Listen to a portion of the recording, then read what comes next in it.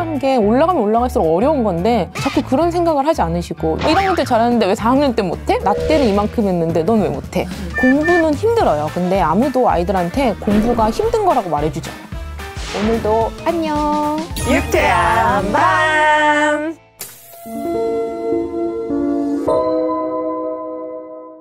안녕하세요. 저는 문제집 큐레이터로 활동하고 있고 또 엄마표 수학 가이드를 해주고 있는 오한수학 오한쌤입니다. 반갑습니다.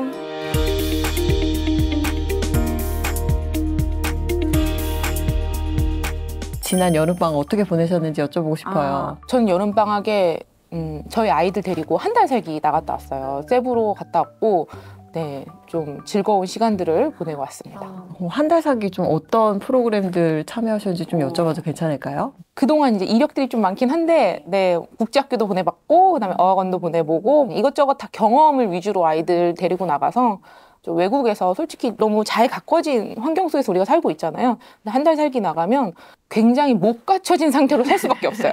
부족하고, 어렵고, 그리고 더럽고, 그 모든 것들을 이제 애들이 겪으면서 좀 성장하는 게 느껴질 만큼 아이들이 크니까, 그래서 제가 자주 나가게 되는 것 같아요. 아이들이 또 잘 받아들이나 봐요. 그런 환경에 대해서도. 처음에는 못 모르고 이제 엄마 쫄래쫄래 따라 나갔는데, 이제는 다 알죠. 알면서도 자기도 부족한 거 알고, 더러운 거 알고 알지만, 괜찮다고 말할 수 있는 만큼 컸더라고요. 네. 엄마는 마음을 준비해요. 네. 아이를 한 달 동안 네, 그렇죠. 책임질 마음. 네. 얘가 아프면 이거 진짜 내 책임 같고 얘가 다치면 이거 내 책임 같고 막 이런 마음이 든단 말이에요. 그래서 한 달 살기 끝나고 집에 돌아와서 아프신 어머님들 되게 많아요. 이 긴장감 때문에. 그러니까 항상 마음과 건강을 데리고 나가시면 됩니다. 제가 제주도 한 달 살기를 결심한 적이 있어서 막 숙소를 알아봤었는데 그 숙소의 사장님께서 한 달 살기를 권하지 않으시더라고요.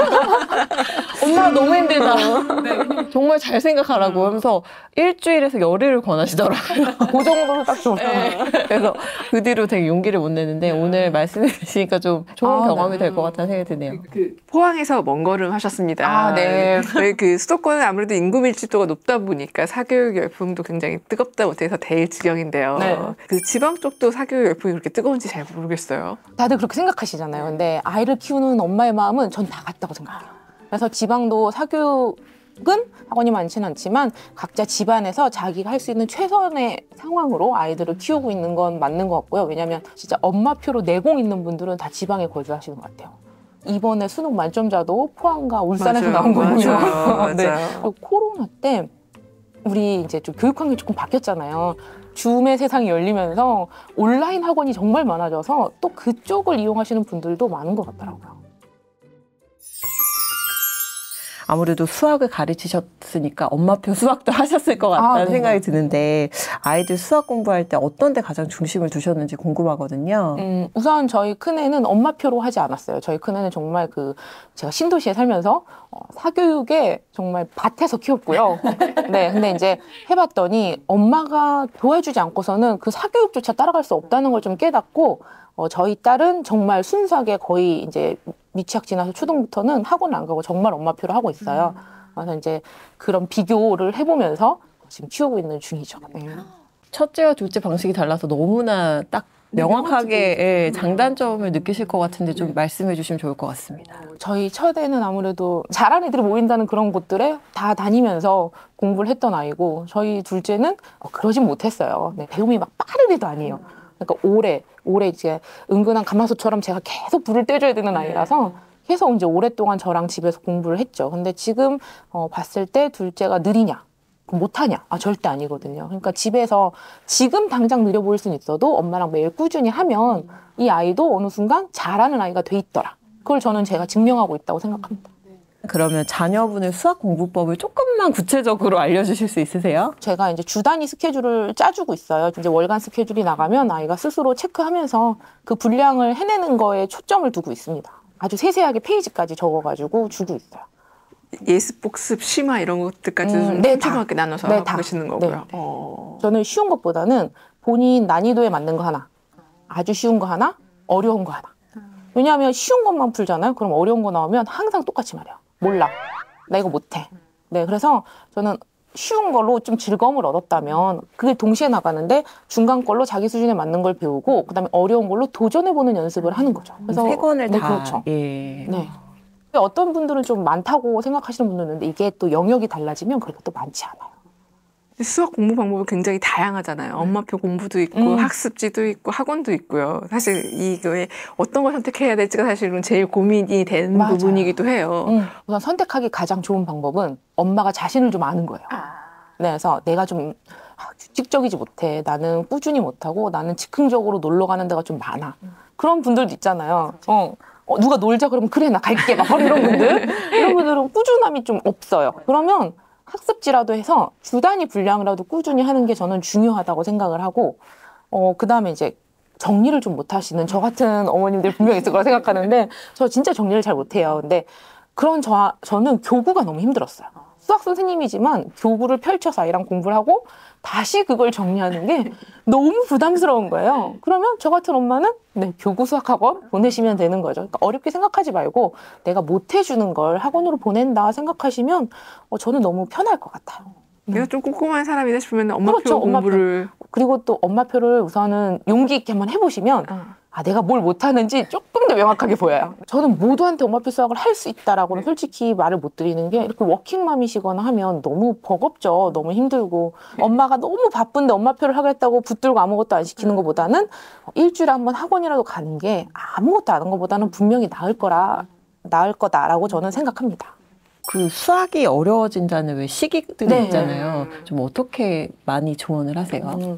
엄마도 아이를 너무 잘 알기 때문에 회피하고 싶은 구간이라는 게 있어요. 이제 우리 아이가 이런 심화 문제만 보면 짜증을 내. 그러면 어떡해요? 심화 문제 안 하고 싶잖아요.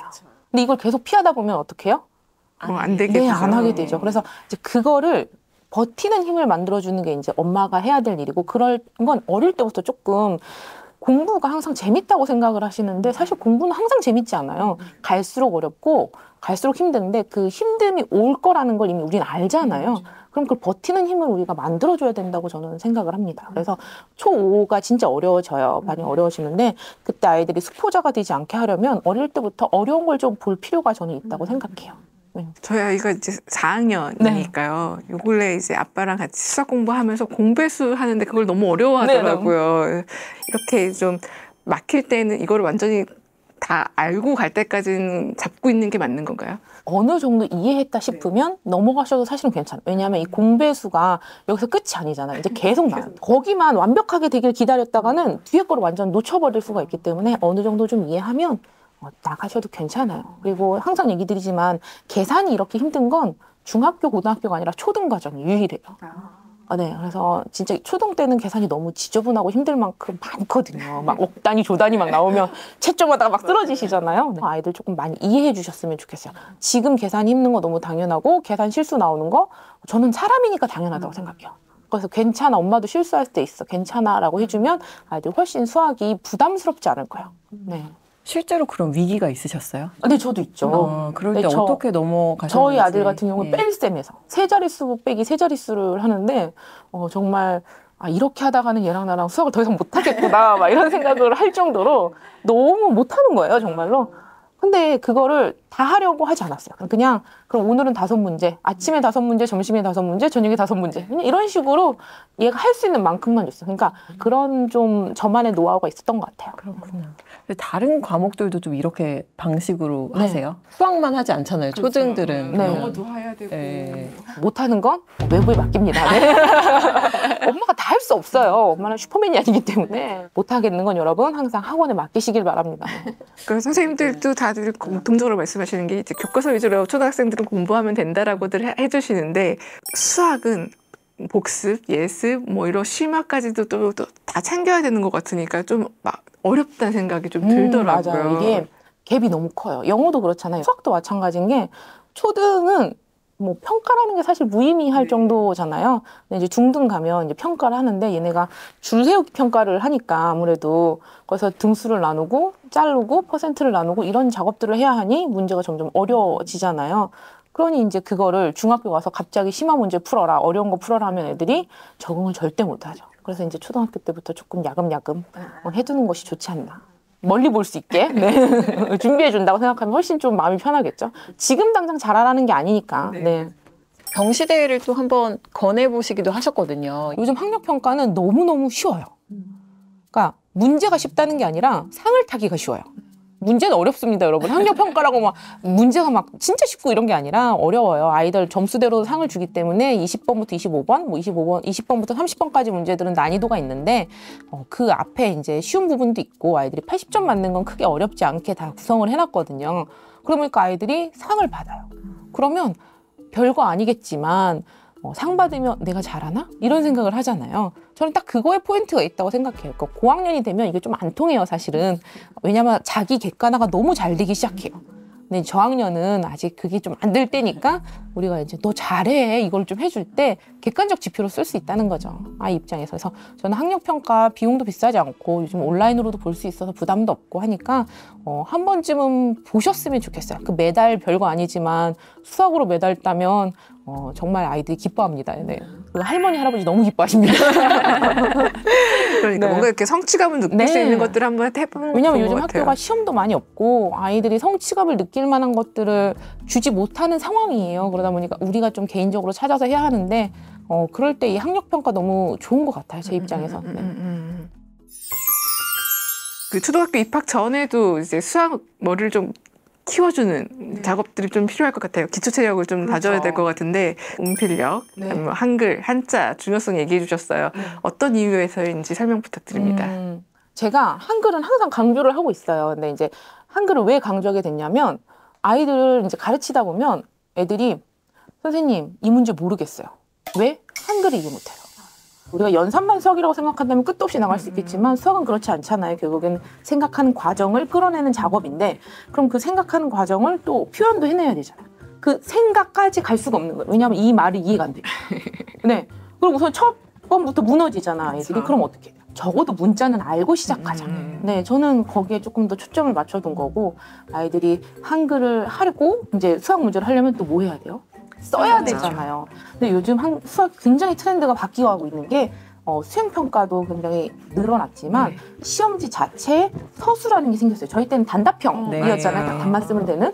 요즘은 서술형이라는 게 생겼기 때문에 그 서술형에 맞춰서 쓰려면 결국에는 1학년부터 서술형 문제가 나오는데 그 운필력이라는 게 생기지 않으면 아이들이 거기에 아무것도 못 쓰고 돌아온다. 맞는 풀이 과정을 쓰면서도 이걸 엉망진창으로 쓰면은 이걸 보여줄 수가 없으니까 또 쓰지를 못하는 애들이 너무 많아요. 식이라도 쓰면 되는데 식도 못 쓰는 애가 훨씬 많다는 거죠.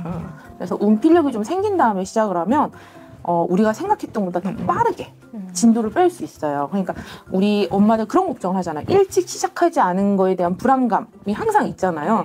일찍 시작하는 것보다 준비된 상태에서 시작하는 게 더 많은 것들을 해낼 수 있다고 저는 얘기 드리거든요. 그래서 일찍이 중요한 게 아니라 우리가 좀 한글이나 운필력 같이 기본 것들을 준비해 놓고 시작을 하면 진짜 수학뿐 아니라 영어, 수학, 국어 그 어떤 것도 날개 달고 날아갈 수 있다. 저는 생각합니다. 여기다가 플러스 한자까지 그럼요. 하면 금상첨화가 되는 네, 거죠. 한자는 이제 지금을 위해서 하는 게 아니에요. 사실은 한자는 미취학 때 이제 한자를 뜻만 알게. 그렇게만 해도 일종의 유추가 가능해요. 그러면 정의를 딱히 외우지 않아도 우리가 공부가 되는 거죠. 도형 같은 경우에 삼각형. 네. 근데 그거를 각이 세 개인 도형이라고 외우지 않아도. 근데 삼각형만 들으면 알 수 있잖아요. 그렇죠. 그러면 삼각형을 이해하면은 팔각형, 12각형을 이해 못하지 않을 거예요. 네, 그런 것처럼 딱 그런 포인트들을 위해서 한자를 해두면 좋다. 네. 아까 미취학이라고 하셨으면 이제 초등학교 가기 전에 한자 말씀하시는 거죠? 근데 이제 한글을 못 된 친구는 시도하지 않고 그렇죠. 네, 한글 떼고 네. 운필력도 좀 생긴 친구들이 플러스 더 하는 뭘 거죠. 시간이 남네 이럴 때 이제 같이 시작하는 거예요. 한자는 일찍 시작하는 것보다는 오래 지속할 수 있는 시기에 시작하는 게 제일 베스트예요. 네. 2학년 때부터 차라리 꾸준히 4년 해서 중학교 가서 쓸모 있는 것도 전 나쁘지 않다고 생각해요. 네. 아이들 학습 능력에 따라서 아무래도 이제 선행의 정도가 정해질 것 같다는 생각도 좀 드는데요. 학습 능력이 빠른 아이들이 있고 학습 의욕만 있는 아이가 있고 네. 또 공부 의욕 자체가 없는 아이가 있고 네, 네. 근데 이런 아이들의 수준에 맞게 뭔가 수학 공부도 접근을 해야 될 것 같은데요. 이렇게 한 번씩 나눠서 설명을 해주시면 어떨까 싶어요. 네. 우선 학습이 엄청 빠른 아이. 네, 그 학습이 빠른 친구는 사실 그 친구들은 잘 가고 있는 거예요. 근데 왜냐면 빠르게 가기가 쉽지 않거든요. 이게 내 맘처럼 빨라지지가 않아요. 제 걱정은 저는 의욕만 있는 친구. 네, 저는 그 친구가 제일 엄마 입장에서는 걱정이 될 것 같아요. 뭔가 하겠다고 막 나대지만 하고 있진 않은 상태인 거잖아요. 의지는 있는 거죠. 네, 의지는 네. 있는데. 근데 이제 그런 아이들은 어떻게 해야 될지를 모르는 경우가 훨씬 많아요. 아, 그럼 어떻게를 우리가 좀 알려주면 그런 친구는 욕심이 있기 때문에 그 욕심을 우리가 조금만 채워주면 진짜 그 누구보다 잘할 수 있어요. 물어보면 다 대답해요. 그 아이들 욕심이 있어서 엄마 나는 뭐해서 1등 하고 싶어. 그러려면 우리가 어떻게 해야 되는지를 좀 설명해 주시고 시작을 하는 거예요. 가다가 힘든 순간이 와요. 이제 이 친구들은 이제 힘든 순간을 못 버티거든요. 근데 그거를 엄마 같이 넘어주셔야 돼요. 그 허들을 넘어야 되는 순간순간이 초등학교 때 굉장히 많이 오는데 그 순간을 도와주셔야지 안 도와주시고 막 해봐. 이렇게 밀기만 하면 힘들다는 거죠. 그래서 의욕이 높은 친구는 엄마가 그 어려운 순간을 같이만 넘어주시면 진짜 잘할 거예요.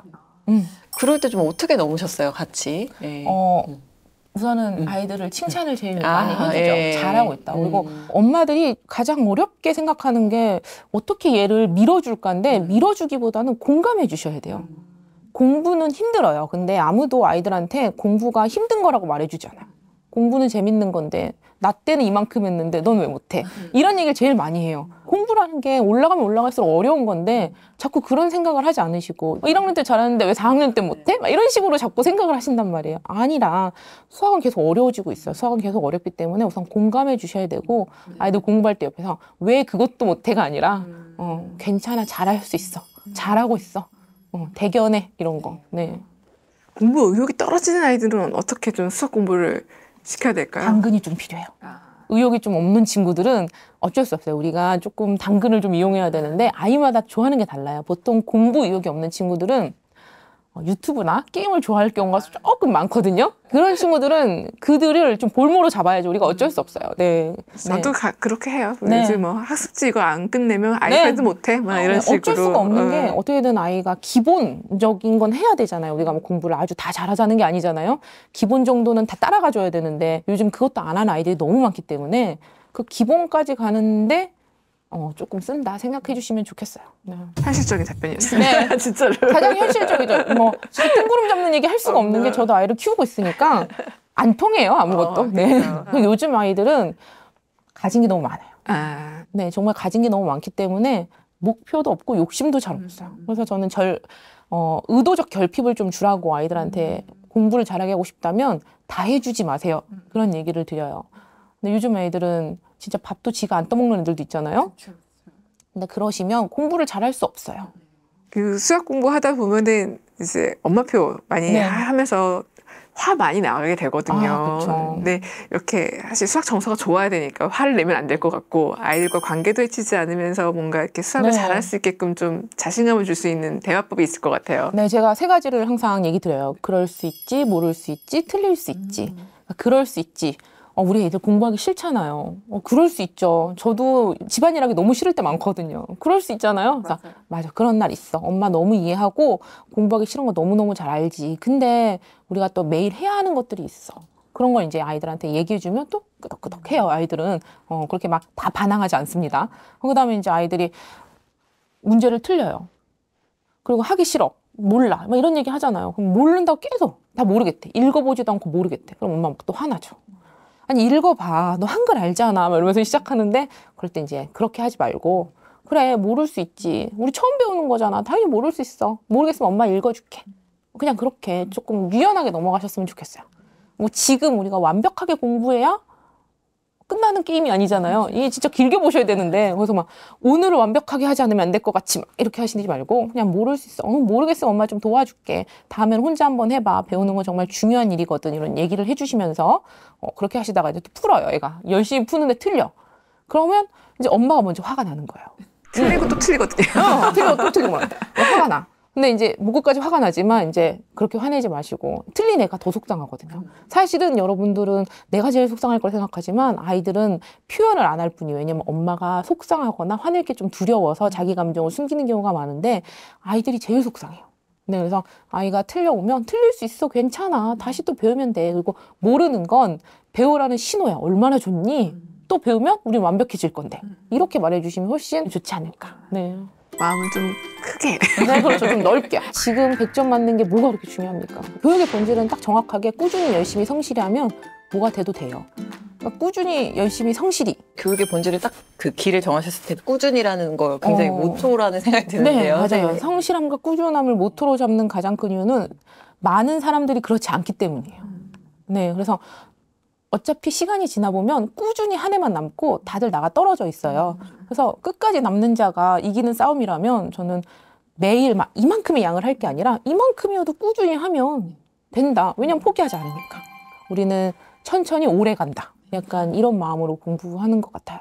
그리고 공부는 입시는 20살에 끝이 날지 언정 진짜 공부는 평생인 것 같아요. 그래서 평생 공부하는 태도를 기르려면 매일 공부하는 습관이 들어야 되는 것 같더라고요. 또 오늘 저희 채널에서 출연하신다는 소식을 듣고 반갑게 달려오셨을 저희 독자분들께 인사 부탁드릴게요.